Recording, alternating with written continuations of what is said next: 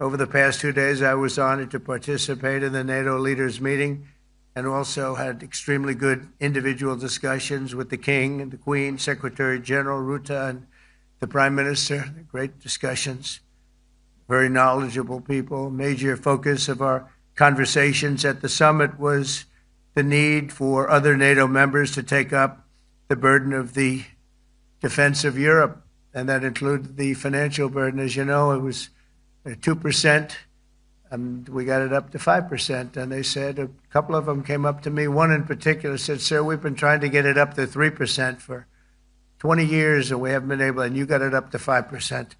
So they're going to be, most of them, I guess almost all of them, are going to be contributing now, 5%, a number that people are surprised at, but you need it today. The United States accounts for 2/3 of all NATO defense spending, and since I began pushing for additional commitments in 2017, believe it or not, our allies have increased spending by $700 billion. I said to people, you don't have any money, and a lot of them weren't paying. And so I started the process, and I picked it up as soon as I got back, which is 6 months ago. And following my election last November, almost all have accelerated plans to reach the 2%, 3%, 4%, and then ultimately, very quickly, 5%. And all of this is going to be done very quickly, almost immediately. You probably know this as well as I do. I'm sure they've been talking about it. It's really been a big focus. In a very historic milestone this week, the NATO allies committed to dramatically increase their defense spending to that 5% of GDP, something that no one really thought possible. And they said, "You did it, sir, you did it." Well, I don't know if I did it, but I think I did.